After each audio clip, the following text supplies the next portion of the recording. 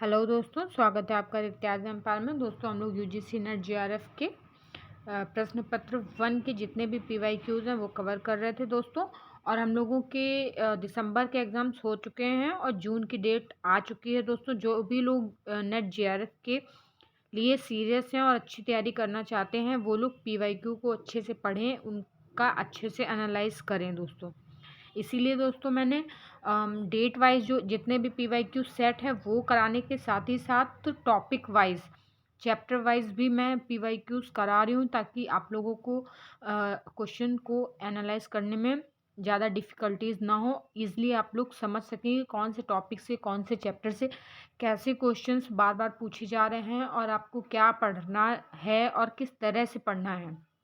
क्योंकि दोस्तों जून की जो एग्ज़ाम डेट है वो भी आ चुकी है। 10 जून से 21 जून तक हमारे यूजीसी नेट के एग्ज़ाम हैं। तो दोस्तों आप लोग अच्छे से, जिन लोगों ने भी अभी एग्ज़ाम दिए हैं उनको पता है कि जो फर्स्ट पेपर है उसका पेपर पैटर्न सेम तरह से बार बार रिपीट हो रहा है, सेम क्वेश्चंस रिपीट हो रहे हैं, बिल्कुल पेपर पैटर्न बिल्कुल वैसे ही है। तो जिन लोगों ने अच्छे से पीवाईक्यूज़ दोस्तों किए हैं उनकी तैयारी लगभग बहुत अच्छी रही होगी। तो चलिए दोस्तों स्टार्ट करते हैं अपना। और दोस्तों मैंने एक नेट जेआरएफ पेपर 1 की एक और प्लेलिस्ट बना दी है जिसमें चैप्टर वाइज में जितने भी पीवाईक्यूज हैं वो कवर करा रही हूँ। जैसे 10 यूनिट्स में दिए गए हैं और उसमें जो भी पहला चैप्टर है उससे किस टाइप के कितने ज़्यादा क्वेश्चन पूछे गए हैं, कौन कौन से क्वेश्चन पूछे गए, वो व्याख्या सहित मैंने उसकी क्लासेस बनानी शुरू कर दी हैं, ताकि आप लोगों को और अच्छे से पीवाईक्यू एनालाइज कर सकें आप लोग। चलिए दोस्तों सबसे पहले हम लोग अपनी डीआई पढ़ेंगे। इसकी सारणी से 5 क्वेश्चन दोस्तों पूछे जाते हैं हर पेपर में। तो सबसे पहले डीआई पढ़ लेते हैं। निम्नलिखित तालिका में ए से लेकर जी तक की 7 कंपनियों के बारे में इन चीज़ों का विवरण दर्शाती है। पहला है 2 मदों या आइटम्स 1 एवं 2 की उत्पादन लागत के वितरण का प्रतिशत, और दूसरा है 2 मदों पहली एवं दूसरे के बीच उत्पादन लागत का अनुपात, और तीसरा है मद 1 व 2 पर अर्जित लाभ का प्रतिशत। इन 7 कंपनियों के उत्पादन की लागत दोनों को मिलाकर 50 करोड़ है और इस तालिका के आंकड़ों के अनुसार प्रश्न संख्या 1 से 5 तक के उत्तर देने हैं दोस्तों। चलिए दोस्तों पहले हम लोग सारणी देख लेंगे और इसी सारणी से 5 क्वेश्चन सॉल्व करेंगे। तो सबसे पहले एक साइड कंपनी दी गई है ए से लेकर जी तक, उसके बाद हमको उत्पादन लागत का अनुपात, अर्जित लाभ का प्रतिशत दोनों मदों में अलग अलग बटा हुआ है, और इसी एक कॉलम में उत्पादन लागत का प्रतिशत दिया गया है मद पहला का। दोस्तों इसी सारणी में पहला क्वेश्चन है कंपनियां ए और सी को मिलाकर मद पहले की कुल उत्पादन लागत क्या है। तो दोस्तों पहले मद की ए और सी को मिलाकर टोटल लागत पूछी गई है। तो सबसे पहले हम लोग ए और सी की जो सारणी में ए और सी दी गई है कंपनियां उनकी तरफ देखेंगे। उसके बाद दोस्तों देखिए इसमें मद पहले की कुल उत्पादन लागत रखेंगे दोस्तों, और की कुल उत्पादन लागत पूछी गई है दोस्तों। तो मद पहले की उत्पादन लागत हम लोग देख लेते हैं दोस्तों।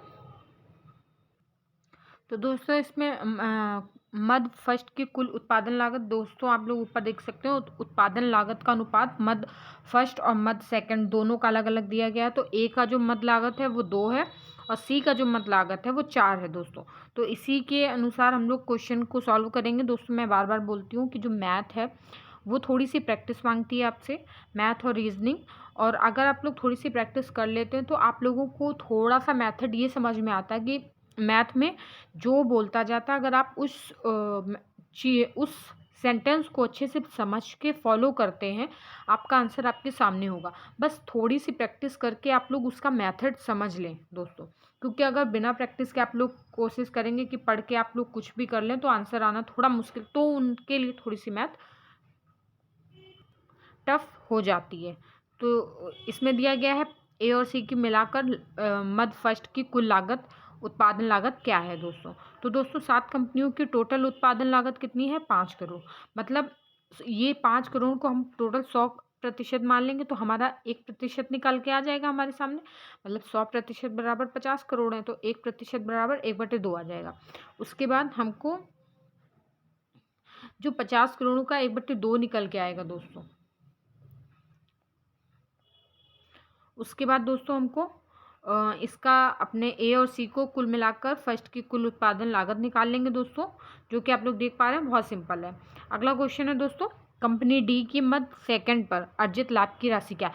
दोस्तों जैसे उसमें ऊपर वाले में पूछा गया था ए और सी की फर्स्ट मद, मतलब दोस्तों सारणी को आप लोग उठा के देखेंगे, मद सेकंड की डी की जितनी भी अर्जित राशि है उसको निकाल के जो टोटल राशि है उससे उसका जो लाभ है वो निकाल लेंगे। बहुत ईजी है दोस्तों।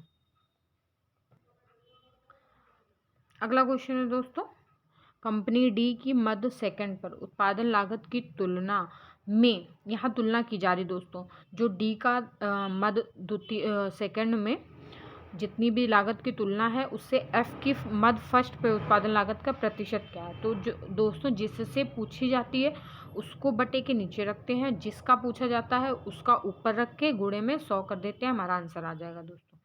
ठीक है। और अगला क्वेश्चन है, मद पहले के लिए कंपनी डी की उत्पादन लागत की तुलना में। दोस्तों सेम क्वेश्चन ये भी है, इसमें बस डाटा थोड़ा सा चेंज कर देते हैं, क्वेश्चन में वही चीज़ पूछी जा रही है।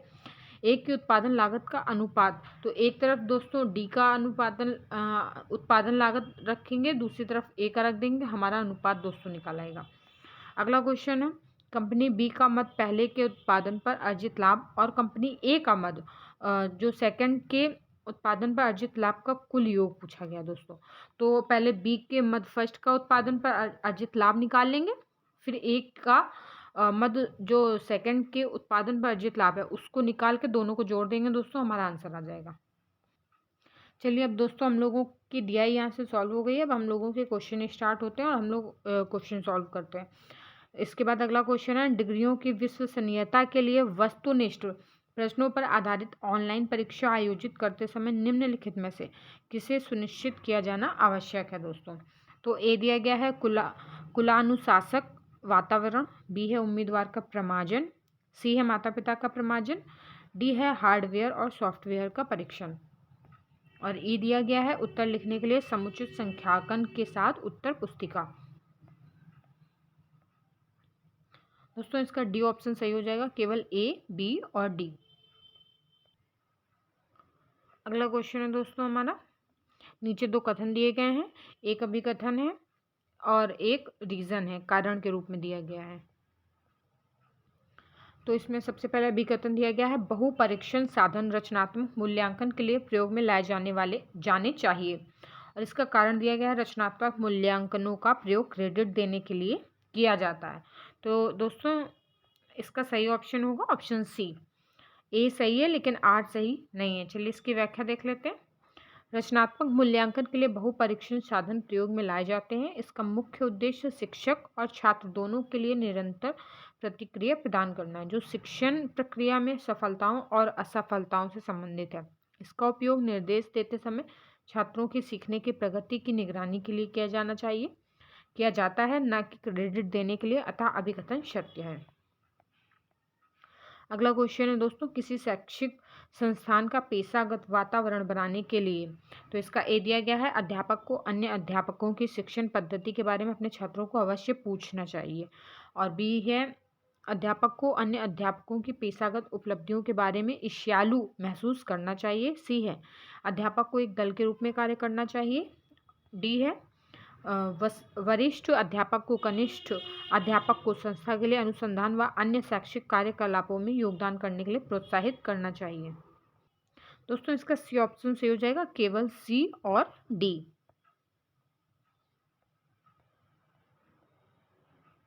अगला क्वेश्चन है दोस्तों, ऑनलाइन रिफ्रेशर कोर्सेज के रूप में अर्पित कोर्सेज निम्नलिखित में से किसके द्वारा स्वयं प्लेटफॉर्म पर दिया जाता है। तो दोस्तों इसका सही ऑप्शन डी हो जाएगा, विभिन्न विषयों में राष्ट्रीय संसाधन केंद्र द्वारा। मानव संसाधन विकास मंत्रालय MHRD ने 13 नवंबर 2018 को ऑनलाइन रिफ्रेशर कोर्सेज के रूप में अर्पित को लॉन्च किया, जो मॉक प्लेटफॉर्म स्वयं का उपयोग करके उच्च शिक्षा में 15 लाख ऑनलाइन व्यावसायिक पाठ्यक्रम को विकसित किया है। विभिन्न विषयों में राष्ट्रीय संसाधन केंद्र NRC द्वारा पहले चरण में 66 विशिष्ट राष्ट्रीय संसाधन केंद्रों की पहचान की गई है। अगला क्वेश्चन है, निम्नलिखित में से कौन मॉक की विशेषता नहीं है, इसे आसानी से देखा जा सकता है। तो इसका सी ऑप्शन सही हो जाएगा, केवल वर्ग कक्षा में। चलिए दोस्तों इसकी व्याख्या देख लेते हैं। Massive open online course mock एक मुक्त निःशुल्क ऑनलाइन दूरस्थ शिक्षा पाठ्यक्रम है। इसके लिए इंटरनेट की आवश्यकता होती है और यह कहीं भी कभी भी प्रयोग में लाया जा सकता है। इसके लिए कक्षा वर्ग या क्लासरूम की आवश्यकता नहीं होती है और यह एक खुला मंच है जहां विश्व भर के कई व्यक्ति अप्रतिबंधित भागीदारी की अनुमति लेकर सीख सकते हैं। अगला क्वेश्चन है दोस्तों, नीचे 2 कथन दिए गए हैं दोस्तों और हमें बताना है कि इसमें से कौन सा सही है कौन सा गलत है, या दोनों सही है या दोनों गलत है। तो पहला कथन है, अनुसंधान प्रश्न बनाने का अभिप्राय तो आप जानना चाहते हैं उस पर सीधे सीमित और केंद्रित होना है।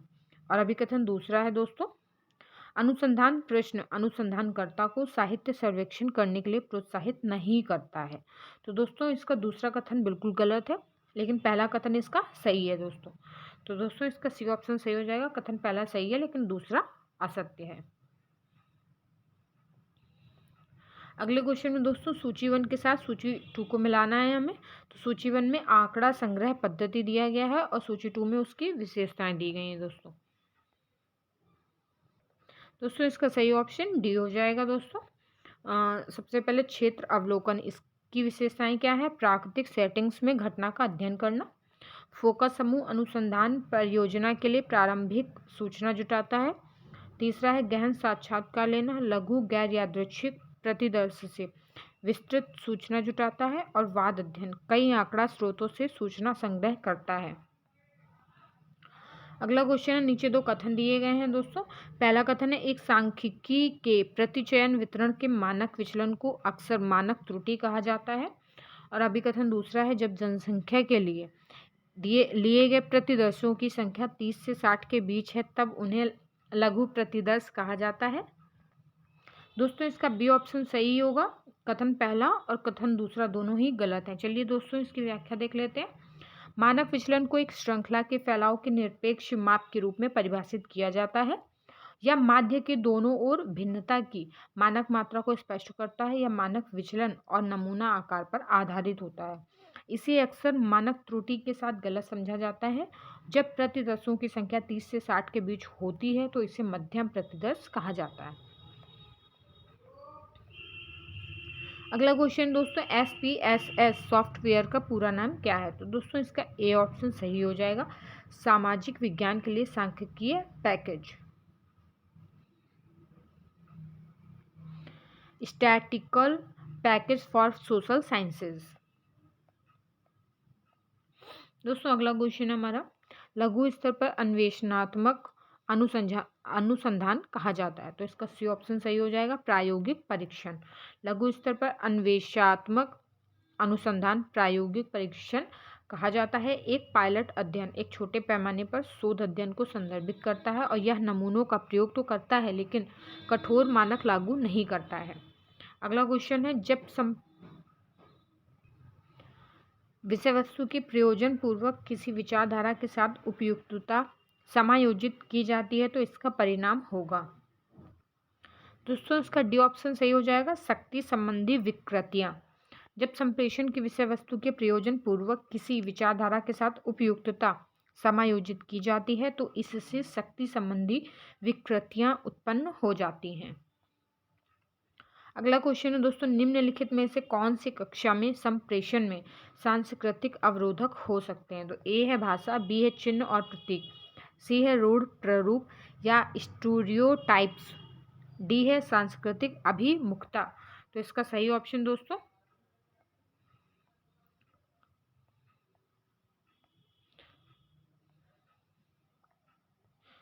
इसके सही ऑप्शन इसका नहीं दिया गया है तो ये वाला क्वेश्चन स्किप करते हुए आगे बढ़ते हैं। नीचे दिए गए कथन, पहला कथन है, अप्रासंगिक परिस्थितियों में पुरानी भावनाएं पुनर्जीवित करने के लिए अनुकूलन शब्दों का उपयोग किया जा सकता है।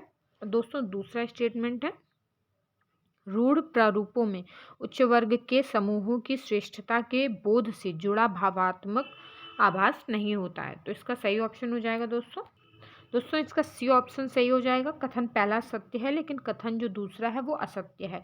चलिए इसकी व्याख्या देख लेते हैं। अप्रासंगिक परिस्थितियों में पुरानी भावनाएं पुनर्जीवित करने के लिए अनुकूलित शब्दों का प्रयोग किया जा सकता है। रूढ़ प्रारूपों में उच्च वर्ग के समूहों की श्रेष्ठता के बोध से जुड़ा भावात्मक होता है। अगला क्वेश्चन है दोस्तों, विल्बर श्रम के संप्रेषण संबंधी द्वितीय प्रतिरूप में निम्नलिखित का कौन सा क्रम है? ए है कूट लेखन करना, बी व्याख्या करना, सी आशोधन करना, डी विस्तार करना, ई विकोडन करना। तो इसका सही ऑप्शन हो जाएगा option A E B C D. सबसे पहले कूट लेखन करना, फिर विकोडन करना, फिर व्याख्या करना, फिर अशोधन करना, फिर विस्तार करना। दोस्तों अगले क्वेश्चन में सूची 1 को सूची 2 के साथ मिलाना है। तो सूची 1 में मौन प्रार्थना दी गई है और सूची 2 में संप्रेषण के प्रकार दिए गए हैं दोस्तों। चलिए दोस्तों इसकी व्याख्या देख लेते हैं। इसका बी ऑप्शन सही हो जाएगा। तो मौन प्रार्थना है और एक तरफ है संप्रेषण के प्रकार। तो मौन प्रार्थना का सही होगा अंतः वैयक्तिक संप्रेषण, अध्यापक एक सार्वजनिक स्थान पर बोलते हुए।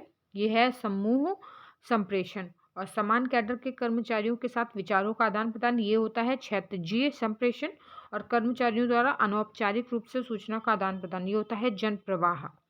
अगला क्वेश्चन दोस्तों रीजनिंग से दिया गया है, दी गई श्रृंखला में कौन सा पद गलत है? तो दोस्तों इस जैसे रीजनिंग में ऐसी श्रृंखला में कोई एक लॉजिक लग जाता है, उसी लॉजिक को आगे की संख्याओं में लगाते जाओ तो हमारी आगे की जो प्रश्नवाचक संख्या होती है वो निकल आती है, जो गलत पद होता है वो निकल आता है। ठीक है दोस्तों, जैसे कि इसमें क्या है, जैसे 2 का क्यूब करेंगे पहली संख्या में, जैसे 2 का क्यूब और -1, यानी 2 का क्यूब करेंगे तो 8 आ जाएगा, -1 कर देंगे तो 7 से 6 हो जाएगा दोस्तों। ऐसे ही फिर 3 का, फिर 4 का, फिर 5 का, फिर 6 का, ऐसे हमारी आगे की संख्या भी दोस्तों निकल आएगी। तो हमें इसमें दोस्तों गलत पद बताना है। तो इसमें हमारा जो गलत पद है वो दूसरा होगा, वो निकल आएगा दोस्तों। अगला क्वेश्चन दोस्तों दिया गया है, ये मैथ से है। एक व्यक्ति ने 13 कुर्सियां और 5 मेजें 8,280 रुपये के कुल मूल्य पर खरीदी दोस्तों। यदि एक मेज का औसत मूल्य 1,227 रुपये हो तो कुर्सी का औसत मूल्य कितना होगा? तो दोस्तों हमें इसमें कुछ नहीं करना है, जो क्वेश्चन कहता जा रहा है बस क्वेश्चन को फॉलो करना है। सबसे पहले इसमें 13 कुर्सियां और 5 मेजें हमें इतने रुपए में दी गई, कितने? 8,280 रुपये में। उसके बाद दोस्तों कह रहा है यदि एक मेज का औसत मूल्य 1227 दिया गया तो टोटल हमारे पास कितनी मेजें हैं? 5 हैं। एक का मूल्य अगर औसत मूल्य दिया गया है तो हम 5 का औसत मूल्य दोस्तों निकाल लेंगे। 1227 का 5 से गुणा करेंगे दोस्तों तो हमारा जो 5 मेजों का औसत मूल्य वो निकल आएगा। तो जितना भी दोस्तों मूल्य निकलता है उसको हम 8,280 में जब घटा देंगे तो हमारे पास सिर्फ और सिर्फ कुर्सियों का मूल्य बचेगा। तो जितना भी टोटल निकलेगा घटाने के बाद उसके बटे में 13 कर देंगे तो हमारी एक कुर्सी का औसत मूल्य निकल आएगा दोस्तों। बस इसी से हमारा आंसर आ जाएगा। चलिए इसकी व्याख्या देख लीजिए दोस्तों, इसमें भी यही किया गया है दोस्तों। चलिए अगला क्वेश्चन है दोस्तों, इस श्रृंखला में अगला पद क्या होगा? तो BMO दोस्तों, इसमें ABCD को A से M तक लिखना है, फिर जस्ट उसके नीचे से N से स्टार्ट करना, ऊपर नंबरिंग करनी है। उससे ये क्वेश्चन बहुत इजीली सॉल्व हो जाते हैं दोस्तों। अगला क्वेश्चन है दोस्तों, कोई व्यक्ति 3 किलोमीटर प्रति घंटा की गति से चलकर 40 मिनट देरी से अपने गंतव्य पर पहुंचता है और 4 किलोमीटर घंटा की गति से चलने पर 30 मिनट पहले पहुंच जाता है। तो आरंभिक स्थान से उसके गंतव्य तक की दूरी किलोमीटर में कितनी है? दोस्तों इसका देख सकते हैं, दूरी बराबर चालों का जो गुणनफल होगा बटे में चालों का अंतर होगा, इनटू में समय वो भी घंटे में दिया गया है। तो इससे इस सिंपल से फार्मूले से हमारा आंसर दोस्तों आ जाएगा। तो इसमें 14 सही हो जाएगा, हमारा डी ऑप्शन सही हो जाएगा। अगला क्वेश्चन है 10%, 20% और 30% की क्रमशः छूट निम्न में से किस एकल छूट के बराबर होगी? तो दोस्तों हमने मान लिया कोई भी संख्या जो भी होगी वो 100% होगी, 100 होगी उस संख्या को। तो 100 में पहले 10% जाएगा, 10% की छूट दी गई तो हमारे पास 90 बचेगा। फिर 90 का ही जो 200 बचा हुआ से ही अगली छूट मिलती है, जितना हमारे पास छूट के बाद बचा है। तो 90 का 20% छूट दी गई तो फिर हमारे पास 72 या 72 बचता है। फिर उसका जो 30% की छूट दी जाती है हमारे पास, तो उसके बाद जितना बचेगा तो हमें ये बताना है कि एकल छूट कितने के बराबर है। तो दोस्तों हमें उसकी एकल छूट बता देनी है। अगला क्वेश्चन है व्युत्पत्ति के क्लासिकीय वर्ग में यदि सभी एस पी हैं तो सही रूप में दिया गया है, तो इससे निम्नलिखित से क्या तत्काल अनुमान लगाया जा सकता है। ए दिया गया है कुछ एस पी नहीं है, गलत है। बी दिया गया है कुछ एस पी हैं, सही है। सी है कुछ एस पी नहीं है, अनिर्धारित है। डी है कुछ एस पी हैं, अनिर्धारित है। और ई कोई नहीं है, गलत है। तो इसका सही ऑप्शन दोस्तों, इसका सही ऑप्शन ए हो जाएगा दोस्तों। अगला क्वेश्चन है, निम्नलिखित में से किसे असंगत विसर्ग दोष के एक प्रकार के रूप में परिभाषित किया जाता है जिसमें प्रतिपक्षी की स्थिति को अस्पष्ट करने के लिए एक विकर्षण तत्व लाया जाता है। तो दोस्तों इसका सही ऑप्शन डी हो जाएगा, भ्रामक संकेत। भ्रामक संकेत को असंगत विकर्ष दोष के एक प्रकार के रूप में परिभाषित किया जाता है और यह एक ऐसी चीज है जो किसी प्रासंगिक या महत्वपूर्ण प्रश्न से गुमराह या विचलित करती है। दोस्तों अगला क्वेश्चन है, इसमें स्टेटमेंट दिए गए हैं, पहला और दूसरा, हमें बताना कौन से सही है कौन से गलत है, या दोनों सही है या दोनों गलत है। तो कथन पहला है, सादृश्य मूलक तर्क में एक या उससे अधिक पहलुओं में दो या उससे अधिक सत्ताओं के बीच समानता रेखांकित करना शामिल है। और दूसरा भी कथन है, सादृश्य मूलक तर्क निगमनात्मक तर्क का एक प्रकार है। तो इसका दोस्तों सी ऑप्शन सही हो जाएगा। कथन पहला सही है लेकिन दूसरा कथन गलत है। चलिए इसकी व्याख्या देख लेते हैं। सादृश्य मूलक तर्क एक प्रकार की सोच है जो सादृश्य पर निर्भर करता है और इस तर्क में एक या उससे अधिक पहलुओं में दो या उससे अधिक सत्ताओं के बीच समानता रेखांकित करना शामिल होता है। यह निगमनात्मक तर्क का प्रतिरूप या प्रकार नहीं होता है। अगला क्वेश्चन है दोस्तों, नीचे दो कथन दिए गए हैं, एक अभिकथन है और दूसरा उसका कारण है। तो सबसे पहले दोस्तों कथन दिया गया है, तर्कशास्त्र के क्लासिकीय भारतीय संप्रदाय अर्थात न्याय आगमनात्मक पद्धतियों को पृथक प्रतिपादन नहीं प्रदान करता है। और कारण दिया गया है, न्याय के अनुसार सार्वभौमिक तर्क वाक्यों को असाधारण प्रत्यक्षण के एक रूप द्वारा स्वयं प्रत्यक्षण से ही प्राप्त किया जाता है। तो इसका दोस्तों सही ऑप्शन ए हो जाएगा। इसमें ए और आर दोनों सही हैं और सही व्याख्या भी है इनकी। चलिए इसकी व्याख्या देख लेते हैं दोस्तों। वह शास्त्र जिसमें किसी वस्तु के यथार्थ ज्ञान के विचारों की उचित योजना का निरूपण होता है न्याय शास्त्र कहलाता है और इसके प्रणेता अक्षपाद गौतम है। तर्कशास्त्र के क्लासिकीय भारतीय संप्रदाय अर्थात न्याय आगमनात्मक पद्धतियों को पृथक प्रतिपादन नहीं प्रदान करता है और न्याय दर्शन के अनुसार सार्वभौमिक तर्क वाक्यों को असाधारण प्रत्यक्षण के एक रूप द्वारा स्वयं प्रत्यक्षण से ही प्राप्त किया जा सकता है। अगला क्वेश्चन है दोस्तों, क्लासिकीय भारतीय तर्कशास्त्र के अनुसार यह तर्क कि मोटा संत रात में गुप्त रूप से भोजन कर रहा होगा, यद्यपि वह दिन में भोजन नहीं करता है और दावा करता है कि वह कभी भोजन नहीं करता है, ज्ञान के निम्नलिखित में से कौन से साधन पर आधारित है। तो दोस्तों इसका सी ऑप्शन सही हो जाएगा, अर्थापत्ति। चलिए इसकी व्याख्या देख लेते हैं। मीमांसा दर्शन में अर्थापत्ति एक प्रमाण माना गया है। यदि कोई व्यक्ति जीवित है परंतु घर में नहीं है तो अर्थापत्ति के द्वारा ही अज्ञात होता है कि वह बाहर है। भारतीय तर्कशास्त्र के अनुसार यह तर्क कि मोटा संत रात में गुप्त रूप से भोजन कर रहा होगा, यद्यपि वह दिन में भोजन नहीं करता और दावा करता है कि वह कभी भी भोजन नहीं करता है।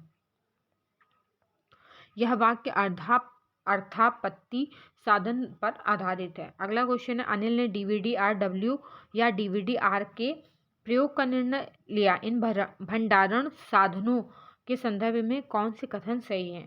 तो दोस्तों ए दिया गया है, दोनों DVD-R तथा DVD-R-W से केवल पढ़ सकते हैं। बी है DVD-R पर केवल एक बार लिखा जा सकते हैं। सी है DVD-R-W कई बार लिखा जा सकता है। डी है DVD-R तथा DVD-R-W दोनों पर सिर्फ एक बार लिखा जा सकता है। तो दोस्तों इसका हमें सही ऑप्शन चूज करना है, तो बी ऑप्शन दोस्तों इसका सही हो जाएगा, केवल बी और सी। अगले क्वेश्चन में दोस्तों हमें सूची 1 को सूची 2 से सुमेलित करना है। सूची 1 है कंप्यूटर शब्दावली और सूची 2 है विवरण। चलिए इसकी व्याख्या देख लेते हैं। इसका बी ऑप्शन दोस्तों सही हो जाएगा, कंप्यूटर शब्दावली, और दूसरे में है विवरण। तो Linux operating system, Mozilla Firefox, इसका सही होगा वेब ब्राउज़र। मोजिला फायरफॉक्स क्या है दोस्तों? Web browser. और लाइनक्स क्या है? Operating system. Notepad text file editor और जेपीईजी इमेज फाइल फॉर्मेट। अगला क्वेश्चन है, दी गई विस्तार सीट या स्प्रेड सीट को देखें। तो एक साइड दोस्तों नंबरिंग दी गई, दूसरी साइड परियोजना या प्रोजेक्ट, तीसरी साइड है दिनों की संख्या तीसरे कॉलम में, उसके बाद सी कॉलम खाली है। सेल C1 में निम्नलिखित सूत्र या फॉर्मूला का आउटपुट क्या है दोस्तों? नीचे दोस्तों ये फॉर्मूला दिया गया है। अगला क्वेश्चन है दोस्तों, चित्र या इमेज, ध्वनि और वीडियो डेटा को कई फाइल फॉर्मेट में सृजित किया जा सकता है और इस संदर्भ में निम्नलिखित में से कॉम्प्रेस्ड फाइल फॉर्मेट कौन है? तो ए है JPEG, बी है MP3, सी है MIDI, डी है AVI और ई है MP4। तो दोस्तों इसका सही ऑप्शन ए हो जाएगा, केवल A, B और E। अगला क्वेश्चन है, निम्नलिखित में से कौन सा मोबाइल डिवाइस नहीं है? तो इसका सी ऑप्शन सही हो जाएगा, डेस्कटॉप PC। बाकी के जो डिवाइस दिए गए हैं वो मोबाइल डिवाइस हैं, जैसे कि टैबलेट, स्मार्टफोन और E-रीडर। दोस्तों अगला क्वेश्चन है, UV विकिरणों के उद्भाषण से जनता को सुरक्षा में सहायता प्रदान करने के लिए मॉन्ट्रियल प्रोटोकॉल भी निम्नलिखित सतत विकास के लक्ष्यों को प्राप्त करने में योगदान दे रहा है दोस्तों। तो इसका सही ऑप्शन ए हो जाएगा, SDG 3, 11, 14 और 15। SDG 3, 11, 14 और 15। चलिए दोस्तों इसकी व्याख्या देख लेते हैं, क्योंकि दोस्तों ये क्वेश्चन बार बार रिपीट होते हैं और मेरा 6 तारीख को, अभी 6 दिसंबर को जो एग्ज़ाम था उसमें यही क्वेश्चन, ऐसा ही क्वेश्चन रिपीट हुआ था दोस्तों। तो इस टाइप की जो क्वेश्चन होते हैं इनकी व्याख्या को अच्छे से पढ़ें दोस्तों, ताकि हमारे ज़्यादा से ज़्यादा पॉइंट्स हमारे तैयार हो जाएं दोस्तों। तो UV विकिरणों के प्रभाव से जनता को सुरक्षा सहायता प्रदान करने के लिए मॉन्ट्रियल प्रोटोकॉल भी सतत विकास लक्ष्य 3, 11, 14 और 15 को योगदान दे रहा है, जिनके लक्ष्य निम्नवत हैं। तो SDG 3 है, सब आयु वर्ग के लोगों के लिए स्वास्थ्य और आरोग्य जीवन को बढ़ावा देना सुनिश्चित करता है। और 11 है, शहरों को समावेशी बनाना। और SDG 14 है, पानी के नीचे जीवन। और SDG 15 है, जमीन पर जीवन। अगला क्वेश्चन है, निम्नलिखित में से गैर पुनर्चक्रीय अपशिष्ट की पहचान कीजिए। ए है पेपर, बी है प्लास्टिक बोतल, सी है थर्मोकोल, डी है टेट्रापैक्स और ई है धातु। तो इसका दोस्तों व्याख्या ही देख लेते हैं दोस्तों। पेपर, प्लास्टिक बोतल, थर्मोकोल, टेट्रापैक्स और धातु से सभी पुनर्चक्रीय अपशिष्ट हैं, अतः कोई भी विकल्प सत्य नहीं है दोस्तों। इस कारण UGC ने इस प्रश्न को मूल्यांकन से दोस्तों बाहर कर दिया था। अगला क्वेश्चन है, स्वच्छ भारत मिशन ग्रामीण के मुख्य घटक SLWM का अर्थ है। तो दोस्तों इसका सही हो जाएगा A, solid and liquid waste management. दोस्तों अगले क्वेश्चन में सूची 1 के साथ सूची 2 को मिलाना है। सूची 1 में स्रोत या प्रक्रिया है और सूची 2 में वायु प्रदूषक है। तो दोस्तों इसका सही हो जाएगा बी ऑप्शन। पहला स्रोत या प्रक्रिया, दूसरे में वायु प्रदूषक। तो वायु प्रदूषक के स्रोत कौन से हैं? परिवहन क्षेत्र, वाष्पशील जैव कार्बन या VOP, रेफ्रिजरेशन और एयर कंडीशनिंग में HFC, ये वायु प्रदूषक हैं। कचरे के ढेर में मीथेन और चिकित्सकीय वेस्ट का भस्मीकरण, डाइऑक्सिन्स। अगला क्वेश्चन है, निम्नलिखित जीवाश्म ईंधनों को उनकी कार्बन तीव्रता के बढ़ते हुए क्रम में लिखें। ए है प्राकृतिक गैस, बी है कोयला, सी है पेट्रोलियम। तो दोस्तों इसको बढ़ते क्रम में लिखना है उसके, तो इसका ए ऑप्शन सही हो जाएगा दोस्तों। अगला क्वेश्चन है दोस्तों हमारा, भारत में ब्रिटिश शासन के दौरान निम्नलिखित में से किसने युवा भारतीयों का ध्यान पाश्चात्य शिक्षा से प्राच्य शिक्षा की ओर आकर्षित करने को मान्यता प्रदान की? दोस्तों इसका सी ऑप्शन हो जाएगा सही, एनी बेसेंट। भारत में ब्रिटिश शासन के दौरान एनी बेसेंट ने युवा भारतीयों का ध्यान पाश्चात्य शिक्षा से प्राच्य शिक्षा की ओर आकर्षित किया। डॉक्टर एनी बेसेंट 1 अक्टूबर 1847 से 20 सितंबर 1933 तक अग्रणी आध्यात्मिक थियोसोफिस्ट, महिला अधिकारों की समर्थक, लेखक, वक्ता एवं भारत प्रेमी महिला थी और 1917 में वे भारतीय राष्ट्रीय कांग्रेस की अध्यक्ष भी थी। अगला क्वेश्चन है, नीचे दो कथन दिए गए हैं दोस्तों।